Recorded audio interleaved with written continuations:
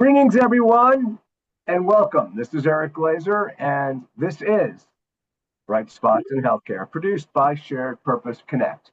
We bring leaders together to not only inform you, but also unearth bright spots, successes at health plans, hospital systems, and other healthcare organizations around the nation. Our goal is to identify as many bright spots as possible so that you can determine if the ideas shared during this very episode can be applied at your organization.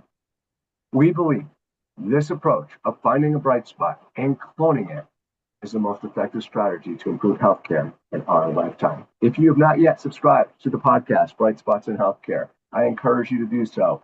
Each and every episode, we tend to have payers and providers. This is a special episode. I'll get to that in a moment, but payers and providers who are sharing their ideas with our audience, great guests. You don't have to listen to me ramble. You get to listen to them share great ideas. Subscribe to Bright Spots in Healthcare. If you do enjoy the show, you could rate us and give us a comment like this one from Lily, who said, I listened to 2 of these podcasts this morning. I got some great ideas about the new ways to market our product. These podcasts are excellent and on point concerning the current healthcare arena. Thank you, Lily, for that. Today's episode, like I said, is a special one. We typically have payers and providers, but we're experimenting a little bit with some really important divergent, or I would say adjacent topics in the industry that I find personally interesting, and I think many of you will too, and that's about how to drive transformative growth in the industry. And I'm going to introduce our esteemed panel as I bring them into the conversation. But if you want to get a sense of the expertise you're about to gain from, there's going to be bios right in the chat if you're watching live via Zoom, and if you're listening on the podcast, there'll be a link right in the show description. You can click on that and read all about our incredible roundtable guests today. I am going to start. Oh, by the way, folks, a couple things. Because of the special episode, it's really important for us to get feedback. And if you're a regular on the show, you know we're always asking for your feedback. And to that end, we'll be sending out a 2-minute, 2.5-minute maybe, multiple choice by and large survey monkey out, asking for feedback on how we did today and what are the topics you'd like us to cover throughout the rest of the year. And that's going to come out at about 45 minutes past the hour into your inbox, into your email inbox. And now I think about it, maybe I'll ask our production team to put that link into the show description for those listening on the podcast who are maybe playing right now or taking a walk, if they could click on that and provide us their feedback as well. All right, let's get started. I'm going to first bring in Shayan Masoudpour, director at Bow River Capital, and he's been formerly with Chicago Pacific Founders, Road Capital Partners, and City Group Global Markets. Shayan, welcome to the show. You're going to be our lead-off batter here, and I want to start talking about how leaders should be thinking about private equity in healthcare, and should they be thinking about it differently? If there's executives on the line right now thinking about their next round, how should they be thinking about leveraging private equity? Absolutely. Thank you, Eric. First and foremost, it's a privilege to be here with you and my esteemed fellow panelists. There's certainly different flavors of private equity in healthcare, such that I'll quickly speak to Bow River's approach and how founders can leverage Bow River to achieve their goals.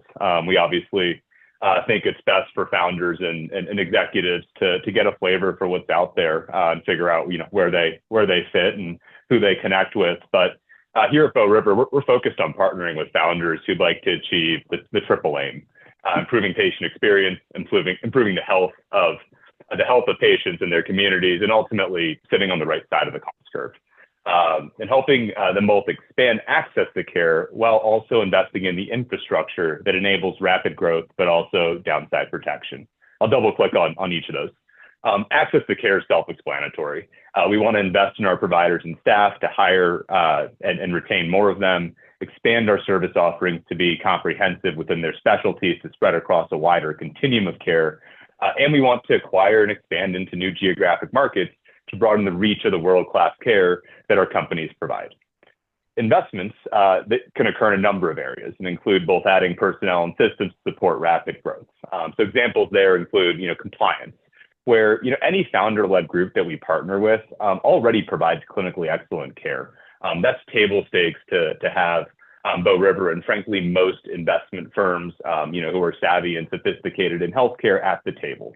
That said, are they documenting the care they provide correctly? Do they have the right processes and procedures in place around hardship programs and write-offs? The list goes on and on. But these are all risk points that, as companies scale, there's a greater target on their backs. And, thus as investors who want to drive risk-adjusted returns, we want to make sure we are, not only growing up and to the right, but also, protecting our downsides and not leaving or minimizing vulnerabilities, as we grow. Another example is around, payer contracting is a founder-led group optimizing payer contracting in an environment where with federal deficits driving broad fee schedule cuts from CMS and scrutiny from commercial MA and Medicaid MCO payers. Going back to the triple aim and knowing that our founders are already doing the right things, we want to work with them clearly and cogently to really tell that story, whether it's patient satisfaction scores and quality benchmarks to manifest themselves in star ratings for the payer or enhanced access to care that facilitates ER avoidance and thus cost reductions for that payer. We want to package that up to the right audience at their meaningful payer partners to secure advantage contracting, which often then gets those providers paid, frankly, what they should be getting paid for the great care they are providing. Lastly, but importantly, I would also say that most founders we work with are looking to transact to take some chips off the table today, while also leaving a nest egg that should create generational wealth if we achieve our collaboratively developed base case. There's a reason that Bow River's founder and management partners have pulled out $5.40 for every dollar they've invested in our companies. Almost double, by the way, the performance of even top quartile private equity. We do that here by installing simple, fully aligned structures where everyone has the same class of stock. We preach full transparency and collaboration and include additional incentives to push value to our founder and management team partners, even at the expense of Bow River's investment. They're the ones who are driving value. They're the ones who've created a special company, and thus we believe it's fair to over-incentivize and over-reward them as we believe that collective alignment of incentives is what drives broader growth and value creation. But to summarize and to use a bad cliche at once, there are different strokes of private equity for different founder folks. Founders should take into account the various private equity suitors' experience in healthcare, the level at which they will be operationally involved to drive the aforementioned items along them in management, and then each group's partnership principles when selecting a partner. Right, and I appreciate that outline. It's a really good kind of sets the stage for us here. And I want to get a little bit into returns, and we're going to talk about, in this current environment, like what returns investors are looking for and within that time period. So I want to bring in Naimish Patel. He's the president of Red Cell's healthcare practice. Prior to Red Cell, he was the SVP of revenue at Hero Health. He was the GM of Enterprise Solutions at a small little company called Optum. I was also the founding member of the team at Rally Health, which was acquired by United Healthcare in 2017. So, Naimish, welcome to the show. I'm going to throw you in and ask, what are the core components you guys look for in companies that you invest in? And then, in that, like, what's the time horizon you're looking for to generate an ROI, and why is that so important? So for us, we're doing ground up builds. So typically, we're doing that really hard 0 to 1 work. So probably like 10 years ahead of where, the founders at Bow River probably are.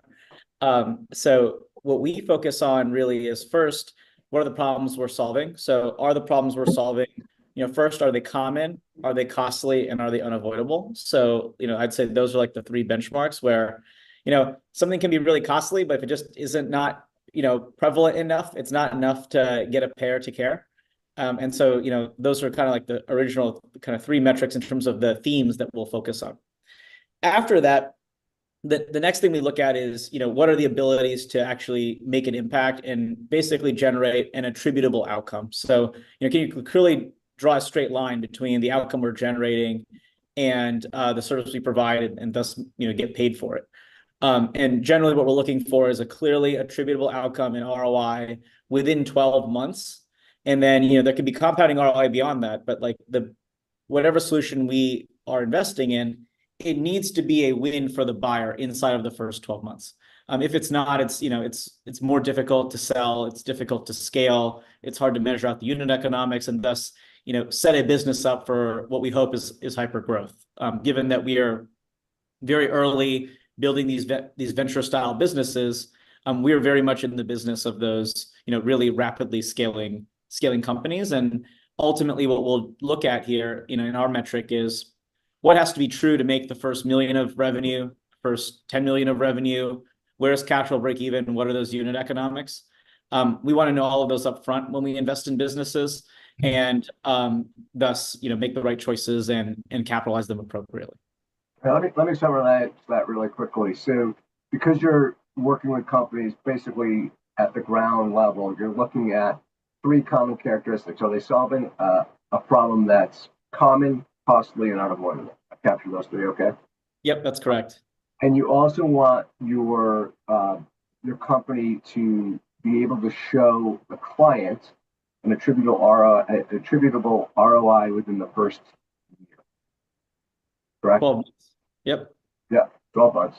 And then you want to be able to understand what has to be true for that organization to hit their first $1 million in revenue, their first 10 million in revenue, and then what will it take for them to break even? Yeah, break even, and what are the unit economics as they scale? So, and the reason that's important is it's really important to size markets appropriately. And we can get into that as we have more of the discussion. But, oftentimes our view is, this is not really a $4 trillion market. It's thousands of billion-dollar markets. And it's important to focus. I definitely want to dive in there in a second. That was really, when we prepped, that was really interesting, a dialogue. Incidentally, folks, I've left some time. I often don't get to do this, but I've left some time during this episode for you to help me co-moderate. So if you have questions and you're watching live right now or listening live, there's a Q&A module, as you all know by now, on the bottom of your Zoom application, and you can absolutely submit questions. My team and I will be taking a look at those, and we'll be integrating some of those questions into the conversation throughout. So feel free to do that. And we'll come back to Shayan and Naimish with your questions coming out of that dialogue. I want to come back to fundraising in just a moment, but I want to also now switch over to human capital, because that's a pretty important part of taking a company from zero to hero. And I want to introduce you to Steve Klopfer. He's the former Vice President of Human Resources at Creative Health, former Chief People Officer at Press Ganey, and is now the founder of Kamyn Search, also Vice President at American Express, right? I think I left that out. Sorry, Steve. Now the founder of Kamyn Search. He's working with healthcare tech and solution companies to strategically grow their teams. Steve, if you've raised some cash and now you've got a lot of things that could still go wrong, you work with companies that probably raised their first round, maybe their second round. In your experience, what do the successful ones do first when it comes to their human capital strategy? Yeah, Eric, thanks for having me. It's good to see you and many of the panelists again. So I'd love to tell you that folks like Shayan, Anna, and Naimish should just come to me and let me hire like 50 executives for them, but it's actually not the right answer, right? So I'm gonna double click on what Shayan and Naimish said before, which in one form or another, what they were really both talking about is outcomes or mission of the organizations in which they invest in. And what we would want to see are organizations that are really putting their mission in the center of sort of a bespoke process to build their infrastructure. Clearly, people are going to be a critical component to that infrastructure, but things along the lines of operational systems, financial systems, rewards and recognition. How are you going to train your operators, your clinicians? This is all part of a sort of a classic organizational design process. And then where we come in is we can really help double click on the people portions of that. And what we would want to see is organizations that are very clear-eyed about what they're going to need, and we can help them get there if they're not, because often in an early stage you find that, right? So as an example, we've worked with a very early stage behavioral health company. In fact, we got involved when it was called Behavior Health Newco, before they even had a name. And one of their first 5 hires was a chief people officer. And the reason for this was that the CEO was very forward thinking to know that while the business will be tech enabled, it is going to be heavily reliant on frontline, call them community health type workers in order to engage their populations, right? So through discussions with this CEO, it was determined that he was going to hire a chief people officer. And to be clear, not a director of recruiting, not an HR business partner to lead HR, but a true chief people officer who could grow with an organization of, let's say, 5 employees to an organization of 500 plus employees. Right? Hey, Steve, let me interrupt. Could you, for those who may not know, could you quickly delineate the difference between, let's say, a VP of HR, a VP of recruiting, and a CPO, chief people? So working sort of up the seniority chain, if you will, a VP of recruiting or a director of recruiting is specifically responsible for talent acquisition. A VP of HR may be responsible for partnering with certain members of the management team and covering their strategic as well as tactical HR needs. But a chief people officer has really worked with the top of the house, so with the CEO and often with the board in terms of laying out and then ultimately executing the HR strategy. And would that be different from a chief human resource officer too, or is that fairly interchangeable terms? Okay. Yeah, fairly interchangeable terms. Okay. So going back, this CEO recognized that he needed a chief people officer because they were intent on growing in 3 to 4 years to 400 or 500 people. And so one is he wanted to have somebody that he could partner with both to help him curate the culture of that organization, as well as build the tactical human capital infrastructure that would be required in 3 or 4 years' time. So they weren't constantly recasting that infrastructure and redeveloping it. And then finally, the importance just from a symbolism standpoint of hiring somebody at a chief people officer level so early on tells the folks who are there, as well as the hundreds of people that are going to join later, how important the function is to the success of the business, and really required, again, a CEO who was very forward thinking. Fast forward in 3 years since the organization launched, they're now between 200 and 300 people. They're in 8 states. They've raised the B round of financing, and by all accounts, highly successful. Yeah, that's interesting. That's interesting. I'm sure there's different ways of doing that, because I would love, maybe later on I'll get into that with you on like what's another good first hire if we're not going to go down the chief people officer route. But that's really interesting. It's not someone who I would have considered to be the first hire. So really good stuff there. I want to shift back and maybe combine a little bit of investment advice with human capital advice and talk about kind of going to market. I'm going to bring in Anna Haghgooie. She's the managing director at Valtruis. They are a Welsh, Carson, Anderson, and Stowe company. Anna, we've heard about pricing alignment, GTM, human capital approach, and culture. So in your experience, what's that thing that separates the startups that make it from those that don't? Yeah. Thanks again. Thanks for having me as well, Eric. And it's really a very similar thread that other folks have talked about, which is a deep understanding of what problem you're trying to solve and how you're going to solve it. And the sort of ability to pretty quickly over a company's life cycle articulate the what matters. How are we going to decide what a good market is? How are we going to know if we're executing as expected and that we're on plan? And so it gets to key performance indicators and measurement, but also being able to really identify the what matters. Tell me a little bit about what that means and how we go about doing it. Like, is there an example you could provide to put sort of it into illustration for all of us? Yeah, I can share the story. It's one that I was a part of very early on in my investing career, which was a company called NavaHealth, which is now probably 12 years old and lives within Optum. But as they were getting started, it was really around this concept of post-acute bundling and coordination. So what was going to happen to a patient as they were discharged from the hospital? And the status quo was, patients and families being left to navigate on their own, a lack of coordination between the health system, home health, post-acute facilities. And so the byproduct of that, a lot of readmission, a lot of stress and burden on patients and families. And so this was also around the same time that the readmission penalties were coming out with health systems. And so as an investor in the 2011, 2012 timeframe, we were sourcing lots of companies that were focused on this idea of readmission prevention and what to do post-hospitalization.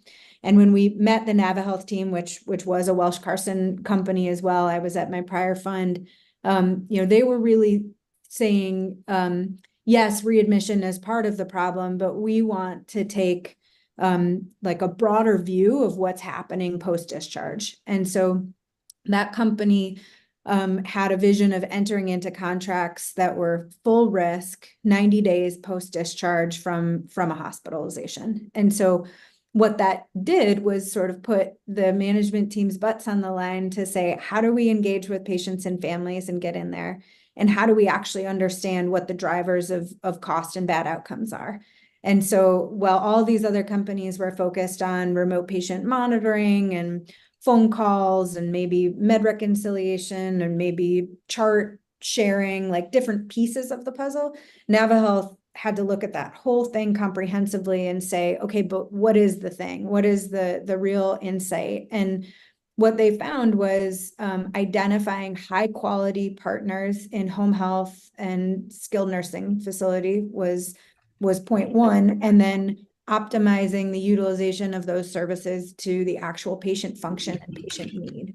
So it had historically been a one size fits all utilization pattern in that industry. And so once they had that aha, they could look at markets and see sort of where there was utilization sort of status quo in the market, with a really distributed set of home health and SNF providers with much varying degrees of quality, and lengths of stay that were kind of one size fits all. And those were great markets for them to enter into and really help organize and engage families against that goal. So let me summarize some of that, because it sounds like, and I'm guessing, Naimish, because I took from your opening answer, it sounds like problem was common, costly, and unavoidable, which was right, consistent. I also, what I heard is a little bit of Moneyball in there, and which is one of the best business books I've ever read. Also a movie, book's better. But they identified the true metric that mattered, and that was, okay, and you said the question you need to ask is, what's the driver of the costs and the outcomes? And at the end of the day, it wasn't the technology and the remote patient monitoring information or some of the other things that maybe other folks were focusing on. It was identifying high quality partners, both on the home health side and the skilled nursing side. And once they decided that was it colored everything else that they did. That's right. Yep. Perfect. I love that. All right. I want to get into more about metrics and bring back in Shayan. Real quick, folks, usually don't do this, but because this is a different kind of episode and we probably have some first time listeners listening in, I just wanted to give a high-level introduction of who we are. So Bright Spots in Healthcare is produced by my company, Shared Purpose Connect. And at the end of the day, what Shared Purpose Connect does is bringing people with a shared purpose together. Our tagline is purpose is good, shared purpose is better. By bringing healthcare leaders from both the payers and the health system side together, typically to share insights and strategies and forge impactful collaborations with innovative technology companies, solution providers, and consultancies, like many of the companies that are being alluded to and talked about today. So our initiatives beyond this podcast and webinar series include memberships that we call leadership councils, intimate networking events, and small, what I would call industry-specific consulting engagements. And all of this is designed to bring in collaborations between payers and providers and some of our technology and solution providers. So if you want to learn more about us, check us out at brightspotsinhealthcare.com. You can learn about the show and more about Shared Purpose Connect and the team that's behind all this great content we bring to you. So Shayan, how are you guys at Bow River thinking about metrics? And maybe share with us another illustration or story about why leaders who are listening to the show right now should be thinking about their metrics as one of the core parts of in their boardroom and what they should be figuring out as they are kind of laid out for these? Yeah, that's such a great question and topic, Eric. Well, put simply, metrics that matter to us and our companies are typically those that matter to our payers and our clinical staff. We find that if we can make our payers look good while recruiting and retaining our clinical teams, the rest works itself out. It's frankly why we live by the mantra of doing well by doing good. So we had a really pertinent example arise with a Texas-based MCO payer recently at Amazing Care, which is a leading provider of home health care, home-based private duty nursing and therapy services to pediatric and adult populations in Colorado, Texas, and Utah. Amazing Care's core service line, as a percent of revenue, is providing pediatric home health services, often to babies that are being discharged from the critical care unit who still require attention from a nurse and or therapist for a number of reasons, including potentially being on a trach tube, for example, or requiring infusion or feeding therapy. In summary, we're serving many high acuity, fragile patients at an extremely vulnerable stage of their lives. And look, there unfortunately isn't a world where we can take costs to zero and instantly eliminate the conditions that these patients have. So Amazing Care's clinical team does provide the same quality of care that the patient would receive in a hospital, NICU, or ED in a more comfortable and familiar setting, namely the patient's home, and with the patient's family at a substantially lower cost. And look, the sad part about the industry is that providers like Amazing Care are often only able to take on a fraction of the referrals they receive due to staffing shortages. So how do we use metrics to solve this core problem around access and to be able to serve more of this vulnerable population? We ended up approaching actually one of Amazing Care's Texas-based Medicaid MCO payers. I won't name the group, but we approached them around an enhanced but also value-based contract with the goal of solving this problem. If the thesis is that if Amazing Care is paid more, the company will be able to directly pass those increased rates along to its clinical team, thereby enhancing recruitment and retention and ultimately being able to take more of those referrals. But as you all know, and as I'm sure the audience knows, payers are not willing to blindly trust providers and pay more given the pressures that they are under. It was critical for us at Amazing Care to structure a win-win contract whereby we agreed to meet some of the metrics, and I'll speak to them in a moment, in exchange for the enhanced rate. So the first metric, and probably most critical, is a minimum fulfillment rate on hours referred that ultimately increases access to care for that MCO's members. We also agreed to provide daily notification of changes in each patient's medical condition. That ultimately enhances care coordination and communication to the payer. And then last but not least, ultimately a reduction in the medical expense ratio versus that payer's current baseline, recognizing it's a little bit tougher to meet in the service lines we're providing, versus a global risk example like the one that Anna spoke to earlier. That said, those metrics aligned with what the MCO is measured on by the state and through the state's RFP process. And so, some of those metrics the payers measured on that these kind of, work backwards to solve are minimizing PPV, or preventable patient visits, which are visits to the emergency room, and PPA, or preventable patient admissions, which are inpatient stays in the hospital or NICU, along with the higher patient satisfaction that comes with not having to deal with an inpatient setting and the stress and cost that setting typically entails for the patient and their family.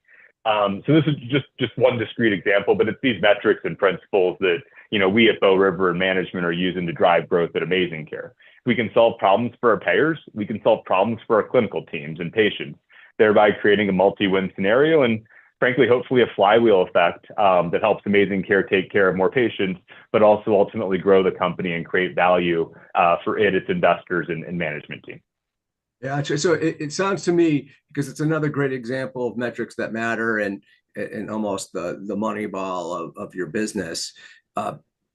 So it does sound like when you're a founder and you're looking for that next raise, fundamentally being able to figure out what that key metric is and be able to communicate that to the investment community that you're potentially working with. But there are probably some other questions that need to be answered. And so, and I see we got Stephen K, no relationship to Stephen Klopfer, who has a good question. I'm going to bring that in I'm going to ask you guys or our panel to take a look at that question because I'm going to bring that in a moment. But I first want to go back to Naimish, president of the healthcare practice at Red Cell Partners, Naimish Patel. Because Naimish, what other questions besides the metrics are you looking for your founders and CEOs to be able to answer and have a really good view of, and maybe also provide a story to put it into context for us? Sure. Well, I think one thing we look at here is like market sizing. So, it kind of what I was mentioning before, it seems like there are, we have a $4 trillion market, but it's like $1 billion actual, addressable markets. And then within that, having a very clear understanding of what your go-to-market function is going to be. Oftentimes we'll look at businesses in the early stages and they can produce a potential customer list of like 1,000 customers. And when you actually do some digging and you really sort of narrow down your focus and where you're really going to generate the returns and the ROI for your customers, those lists tend to get pretty small pretty fast. And so that's a big focus for us, is really being able to understand, what is that service addressable market? How are you going to enter it? And what is the right package you need to put together to get that revenue flywheel to turn? Given that we're early stage for us, that's often the most important early step, is just to show that you can go from your first customer where you've maybe generated some insight into a repeatable, scalable, ROI. And that's generally, I think, some of the most important things early on. We have a business that we worked on, which is a bit unconventional. We looked at behavioral health and all the different aspects of behavioral health, and we saw that, certainly lots of demand, lots of interest, lots of need. And we saw that, there are many solutions sort of organized around certain themes. And so one example I'll give you is like therapists. So there are companies that take the therapist and bring them in a network. There are companies that put the therapist online. There are companies that make the therapist into AI, but all kinds of different ways to basically create more access to therapists. But essentially, that's all on the demand side. On the supply side, we can either create more therapists or we can find other ways to just reduce the need. And so we thought about this and we looked at, well, what are the causes? Are there other ways to bring new novel behavioral health solutions to market? And that's where we actually landed on, depression as a category and treatment-resistant depression specifically. Based on that, we developed a model around, using psychedelic-assisted therapies and really focusing on employers as the primary customer. And what we did there was really build an entire risk model that looked at, can you prove the ROI within 12 months? Can we put our fees at risk for those clients? And are we able to essentially think about the different disjointed parts of the market and coordinate them in a way that actually produces that measurable value? And so much of, go-to-market outside of like the sizing and your, initial target customer is being able to think creatively about how you're going to get your solution, whatever it is, to work with the system as it's currently designed. You want to be able to put in our case, at TaroMind, put a solution in a package that corporate benefits buyer can transact with. Or, if you're working with payers, it needs to fit in the way that they currently do business. It can't be some new novel concept or novel way of working. That's typically way too hard in the early stages to get traction with. So let me see if I could summarize that at a high level. So consistent with what we've been hearing, but I love how you thought about TAM there and the total addressable market, where if you force your companies to really think much more niche about really what their pragmatic denominator is versus taking, let's say, depression as an entire TAM. That's not the case here. It's treatment-resistant depression, and it's probably even a subset of that. So that's a really interesting takeaway. The second thing that I heard at a high level that you were coming into, first of all, I want to get back to, you did allude back to the fact that they could potentially show an attributable ROI in a short period of time, 12 months, which you talked about in your first answer to your question. And then the next one is sort of making it sure that the paying client, so not necessarily the end user, the patient in this case, but the paying client, it's easy to do business with you. Yeah, it has to fit in the way that they currently buy product, right? You can't introduce an entirely new model when you're new. So that's the, and the other point I'd make though is, going back to the end users, if the product isn't objectively better in every way for the end user, it sort of never has a chance, right? Like ultimately, like this is healthcare and people have to want to use the product and you have to get benefit from the product, and it can't be, you know, arduous and inconvenient or unpleasant. So if those aren't true, I'd say like there's probably like a metric before all metrics, which is if it's not actually better for people and more convenient in all ways, then, you know, patients don't interact with it and it never goes anywhere. It's got to be a unique differentiator for sure, whether it cost, convenience, or efficacy, or a combination of all of that. I guess before we get to our audience questions, I want to still talk about what founders should be asking themselves. So, you know, we're talking about metrics. We're talking about big level questions. I want to bring back in Steve Klopfer, who's the founder and managing partner of Kamyn Search. Steve, if we go back to human capital now, and share with us sort of that first big hire, the chief people officer, and that one, what are some questions that you need to ask as a founder to give you the best chance to be successful beyond what we've already covered, and maybe even provide an example? Yeah, no, it's a great question. And the timing for the question is actually great too, because I take what Shayan and Naimish said around like, we'll just call them your key metrics or key deliverables, things that you need to deliver as an organization to be successful.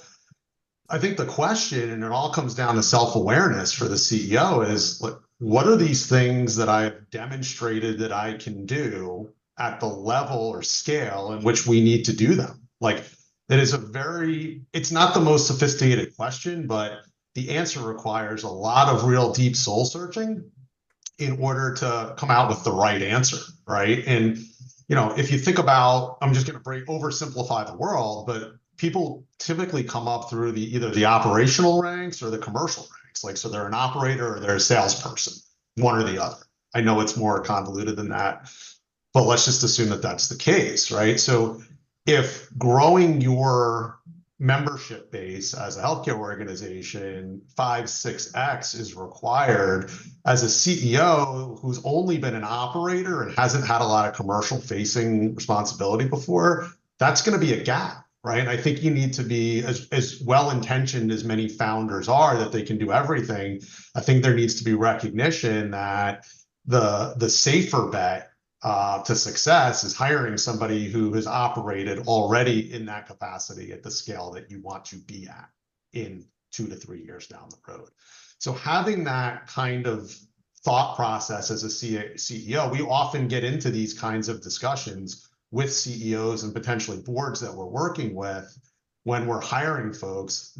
Those are, I think, the most critical questions. What needs to be achieved? And as the CEO, what is my highest and best use in the organization? I think we all recognize that in things that are super early stage, the CEO will be the CEO, and then they will also be something else that's typically existing on the management team, whether it be a CFO, a COO, a chief commercial officer. As organizations scale, they tend to get more specialized, and bringing in people who have those critical skill sets will be important. But even going back to the beginning, you know, if you have 2 or 3 things that absolutely must happen for you to be successful, you need to be very self-aware about where you need to bring in the right talent at that point in time to even get you to the next step. So one, your founder needs to have some self-awareness, which isn't always the case with founders, understood. You need maybe to have a company that comes in that's unbiased, maybe someone like Kamyn to be able to do that, maybe your investors too. And then you need to understand, like, what's the win, what's the home run, and then to accomplish that, what has to happen, and then do we have the right people there to make that happen? Yeah, that's absolutely right. I love that. You know, it's Steve, I'm wondering, I know we've talked about this a bit, but it'd be fun to have some conversations with folks about kind of how they think about building their teams and team building, especially if they're, you know, Series A, Series B. So if there's anyone who wants, let's see if we could set up some, like, if you want to have a meeting with Steve, and I'd love to come to these two just to talk human capital and brainstorm a bit.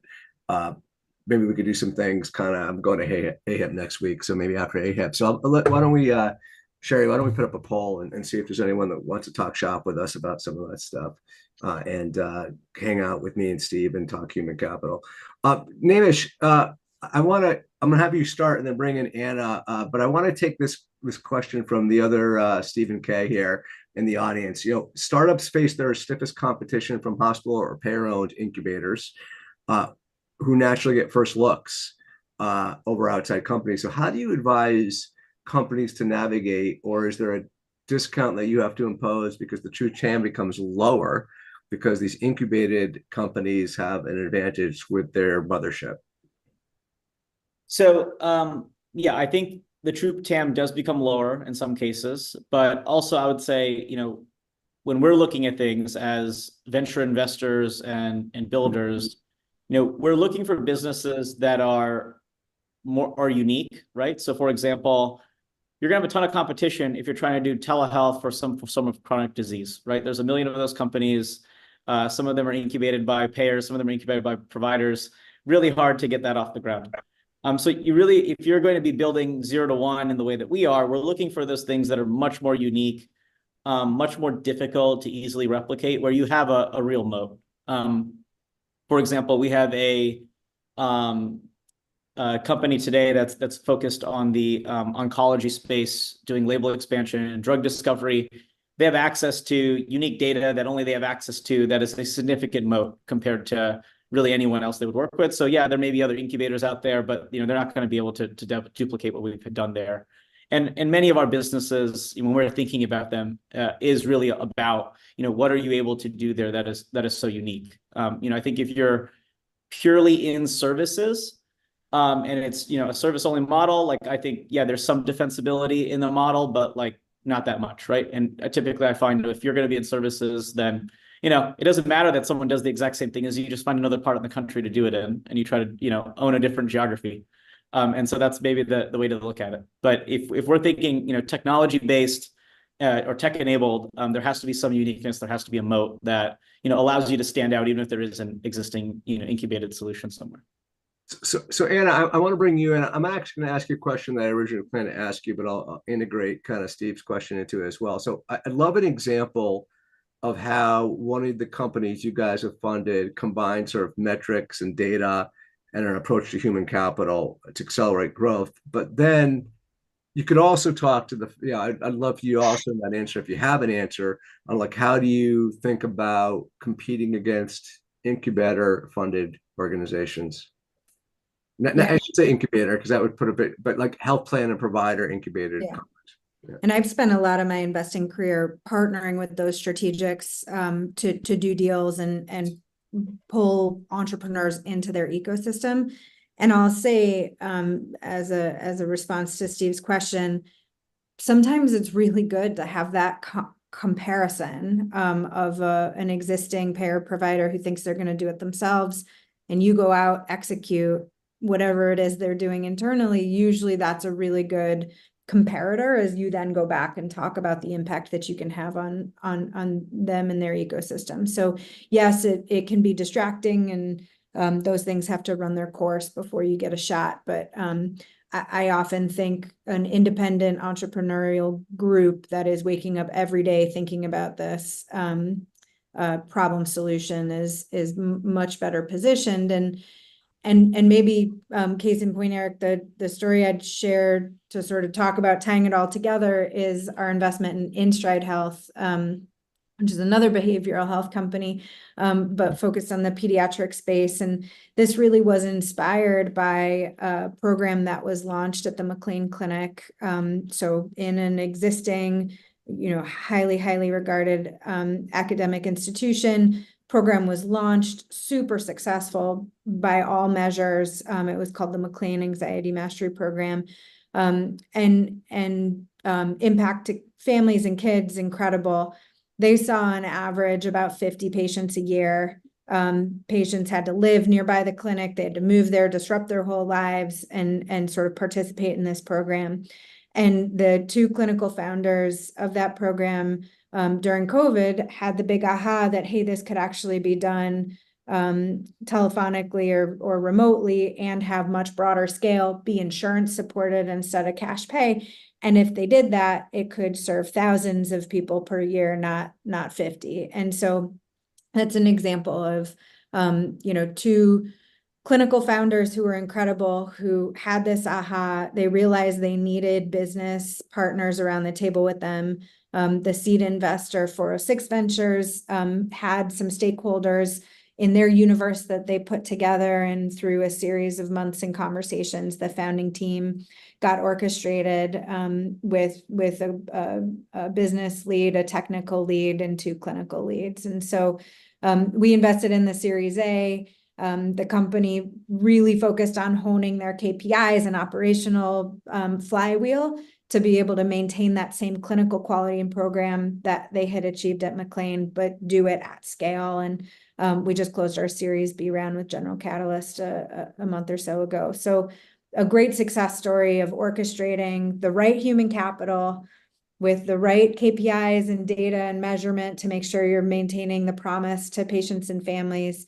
And then the ability to essentially take that thing that was done in more of a strategic academic medical center and make it available to a broader part of the market. Yeah, I love that. It's a great story that brings it all together. I want to do a couple things. I know we're running a little bit behind on time. First of all, folks, at this point, you've received the email from me, another one.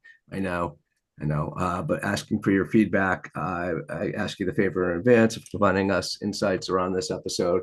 I want to consider doing more of these. They're sort of non-traditional for our bright spots, and certainly, I'm personally finding a lot of education from it. So I appreciate you guys being here. So I'm gonna cover, Steve. I want to get into sort of a blueprint for hiring, and then Naimish, I'm going to come back to you, and I want to talk about choice versus mandate because I think that's really interesting for executives who are listening to understand. So when you're talking about founders, Steve, like, can you outline a framework of what a founder who's listening or the leader who's listening, how they should be thinking about their entire human capital strategy, maybe providing a little bit of a blueprint, if you could, I could put your professor hat on, God forbid, and start educating our executives listening. Yeah, so I mean, so human capital strategy, that's a pretty big chunk to bite off with the remaining time that we have left. But maybe what would be helpful is sort of a hiring strategy, right? Like, what should your process be as you're going through and trying to hire folks into the organization? I think there are sort of 4 key drivers to this, right? And Shayan, Anna, and Naimish did a really good job, and we talked about this earlier, which is, first of all, be really clear on the problems that you want that person to solve when they come into the organization. And not only does the founder or CEO, and it really doesn't matter what stage of its evolution the organization is at, it applies to all, but the CEO, let's say if they're hiring a management team member, not only has to have their view of what's important, but the board really does need to be aligned as well, right? Because what will end up happening is the hire will get made, and trust me, it'll be a less than ideal process if there's not alignment between the CEO and the board, but eventually the hire will get made. But as soon as that person hits the ground, they're going to be fighting a two-front war with the CEO and the board, and you're putting them in a position where it's going to be very difficult for them to succeed. So really being clear on what the metrics will be, the success metrics for this individual once they're hired, is critically important. The next thing is really focusing on what that candidate experience will be through the hiring process. As an example, really make sure that the folks that you have on the interview team are critical to the hiring decision. It's probably going to be somewhere between 5 and 10 and should absolutely include at least 1 or 2 board members, depending upon the seniority of the hire, right? So you want to make sure that you've got stakeholder buy-in, but also you don't want to be having everybody and their brother or sister in the interview process. It's going to dilute it, it's going to slow it down, and ultimately there's going to be extraneous people aren't going to add any value, right? So you want to keep things moving from a candidate experience standpoint.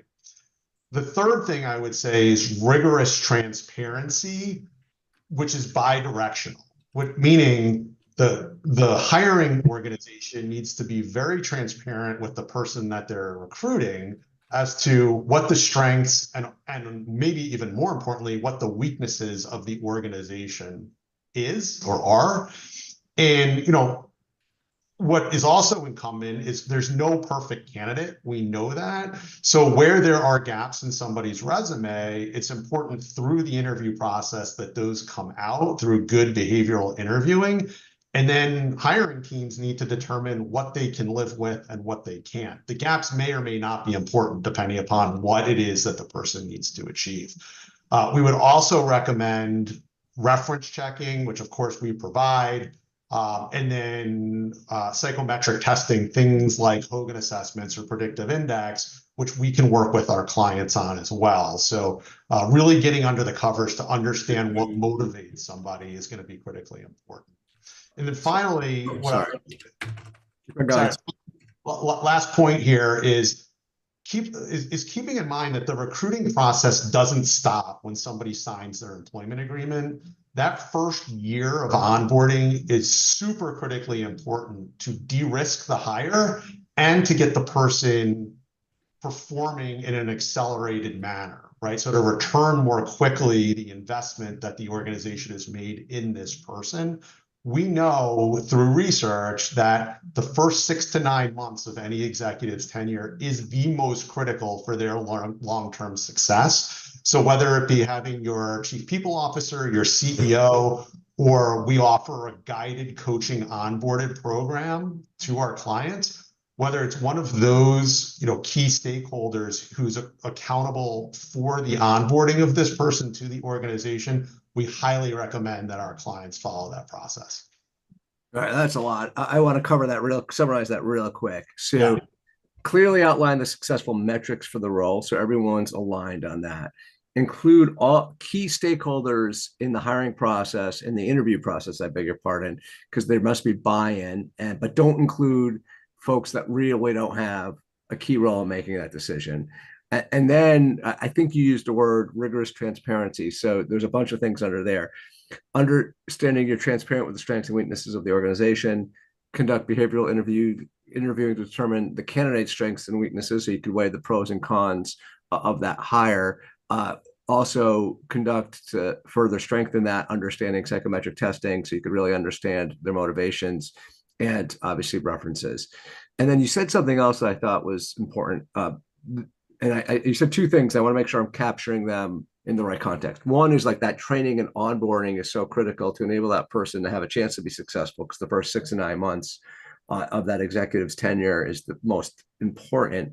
But then you also said something about always be recruiting. And I didn't know if that meant continue to look for candidates, or were you alluding to like recruiting them once they've been hired, sort of? Well, yeah, no, it's a good point. So I think what the point I was trying to make is once the person kind of joins, you're not done, right? You're like halfway through the process. So to ensure the success of that individual, that onboarding period, which can include re-recruiting them, right? Making sure that they're engaged and spending personal time. A senior member of the team needs to be personally accountable to helping this person be successful. That will pay a huge return on investment over the months and years to come for the person that was just hired.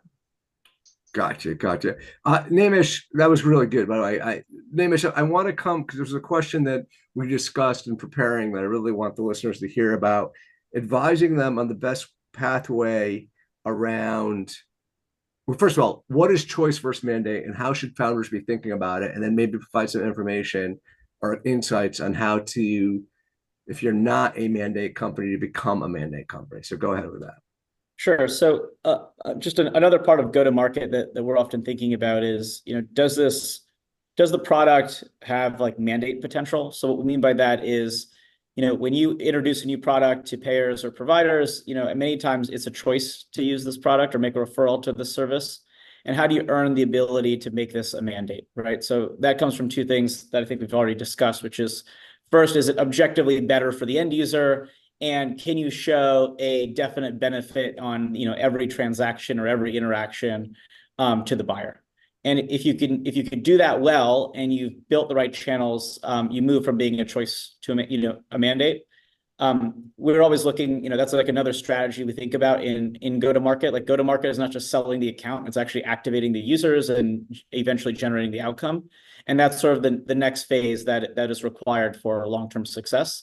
We've got a business in senior care that's doing that. We were building a care wrap service for senior living, and we found that it's great, we're getting good uptake, but there's like a lot of work going into just getting users to actually use the service. So we went in and said, well, why don't we combine what we do with like nurse staffing? And then that moves you from a choice to a mandate, because now, the nurses on the ground are plugged in with your service, and you're by default getting all those interactions that leads us to better outcomes, that kind of starts that whole flywheel of value for your end customer. So it's, again, going back to this, idea of make it easier for your buyer. And by making it easier for your buyer, you can improve your growth. Of that. I want to take a quick question from the audience, because it kind of jumps on the question I had planned to sort of end today's session. And by the way, folks, I'll put up a poll. If you want to come to, we have 2 upcoming episodes live. One's on June 20th, where we're talking about the convergence of pharmacy and health equity index. And the other is another special episode where I'm bringing in a former NFL executive and GM to talk about leadership. We're calling it From the Sidelines to the Boardroom, leadership lessons from the NFL that are specifically could be applied in healthcare. And that's going to be an interesting conversation too. So some cool things we're experimenting with on the show this summer, and would be excited for you all to kind of join us on those. So the question from this guest is, where do you see the future of medical investments globally? Shayan, I'll start with you, and then we'll go to Anna. But the way I would word it is like, what are the key areas or technologies that you all believe are going to see some of the most transformative growth and investment opportunities over the next 3 to 5 years? Yeah, it's a great question. And look, I'll provide a fairly unsurprising answer, but maybe speak to some of the applications. So look, I'm going to be ruthlessly consistent and go back to the theme of solving problems for payers. With healthcare shifting towards value-based care, having crossed the 50% threshold on Medicare Advantage penetration, the payer side and provider side are becoming more aligned than ever. And thus technologies that facilitate, solving those problems for those payers, namely cost reduction, quality enhancement, and risk adjustment, are going to be the ones that drive transformative growth. Now take, those problems and, intersect them with a technology that's in the news just a little bit these days in AI. It's an excellent example of, one that plugs into each of those areas. So, our companies on the cost reduction side, both companies we're working with, who are, more payers or benefit managers or provider organizations, they're using AI and automation more widely to review claims, process denials as part of, typical utilization management processes versus somebody who might be, in a cubicle historically manually, doing that. Within quality, AI widely used to interact with patients, right? Improve care coordination and satisfaction scores. And then within risk adjustment, AI is used, I think, pretty broadly now to identify coding gaps and ensure that payers and providers, patient panels are more accurately coded, resulting in, better reimbursement, frankly, more accurate reimbursement. So AI certainly, I think, is that theme. I think those applications will continue to expand, not just within value-based care, but probably more so also into the day-to-day of, what providers do. Anna, do you want to close us up? Anything to add to that? Sure, I'll build on that, because not surprisingly, we see the power of AI, but I'd say as much as the admin side is probably near term and lots of opportunities, we think it's also important to divorce the business model from one-to-one patient-physician encounter-based payment. And so you've got to get stuff into bundles, into value-based constructs in order to really drive technology and reward cost-reducing solutions onto the clinical care side. Our health system typically only rewards cost-adding technology through adoption and growth. And so my hope is these next 10 years, we figure out structures that give rewards to people who drive better clinical care more efficiently. Thank you for that. And thank you to all 4 of you for all your preparation and time today. Thank you to everyone listening. We do not take the hour you spend with us lightly. We know you are super busy and you have all kinds of choices on how to spend your time. So thank you for trusting us with your hour. My final message to everyone is, when you're looking at a problem that looks hopelessly complex, rather than looking for a massive cover to fill that massive hole, use the strategy of finding small positive deviances or bright spots, things that are working well amongst the chaos, and use these tactics to generate programs that could create an entire solution strategy for your toughest challenges, like how to fuel growth via both fundraising and hiring. And we hope you use some of the ideas and bright spots shared today to inspire your thinking. We produce this show for you. Remember, this is your Bright Spots in Healthcare podcast. Take care, everyone.